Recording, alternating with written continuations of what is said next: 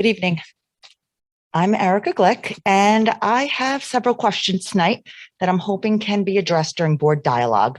I too have brought copies of these questions to share so that the board will have them at the ready. First, I'd like to say kudos for adding Hegerty to our literacy program. I think it's important to give credit for finally making an improvement where it was needed. Phonemic awareness is an area where units of study has been lacking. So I appreciate that we finally recognized it and attempted to rectify it. But this leads me to additional questions. I'd imagine a literacy committee would have addressed many of these questions, but alas, as we don't have one, I'll pose those questions here. First, why did we decide to patch the broken Teachers College Units of Study program instead of implementing one that worked? What other programs were considered before Hegerty, and why was Hegerty chosen? What do you hope the effect will be in implementation? How will that effect be defined? How will it be measured? With what frequency? How is Hegerty being implemented into current practice? Is it replacing something else? We know that our teachers barely have any time in the classroom as it is. Are we putting another ask on them during the day, which will be unrealistic? Is Hegerty also considered a tier 1 tool? Have we talked with other entities who have integrated Hegerty successfully? And if so, what did we glean from those conversations? Who is being trained and how? Is it all teachers? Is it K through 2 only? Is it just RTI teachers, special education teachers?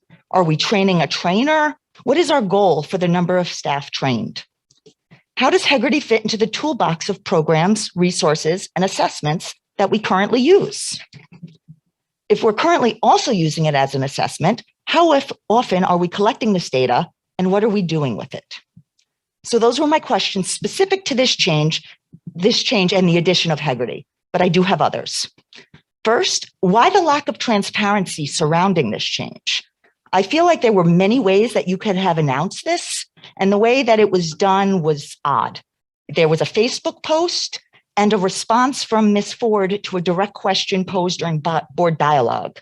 If that question was never posed by the board member, would we have ever learned of this? And even on the website, you have to dig a bit to even find it on the Katona-Lewisboro curriculum pages. A question about tonight's presentation. I just happened to notice there was a lot of information missing from the data, but my eyes tended to go to the fact that the participation rate for the ELA component of the testing kept decreasing for the older students, the older grades, rather than the younger grades. And I'm just wondering if we have any information as to why that might be. Another question, why haven't we formed a literacy committee? Moving on, what percentage of students do you think deserve to read in our district? Is this percentage different for our students with disabilities? Are you, the board, okay with 29%? What research has the board done to understand the challenges and the shortcomings of the Teachers College Workshop program? Or if you are of the belief that this is a solid program, what research have you done to support this idea? Do you research any of the programs suggested by our Superintendent of Curriculum and Instruction?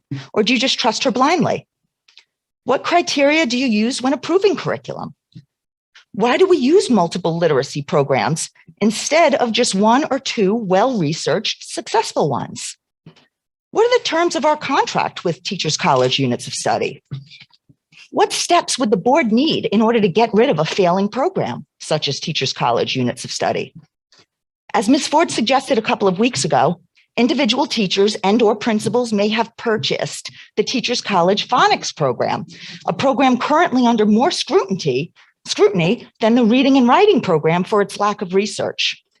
If they are using that instead of foundations in Hegerty that the district approved, I find that curious that they were offered so much liberty.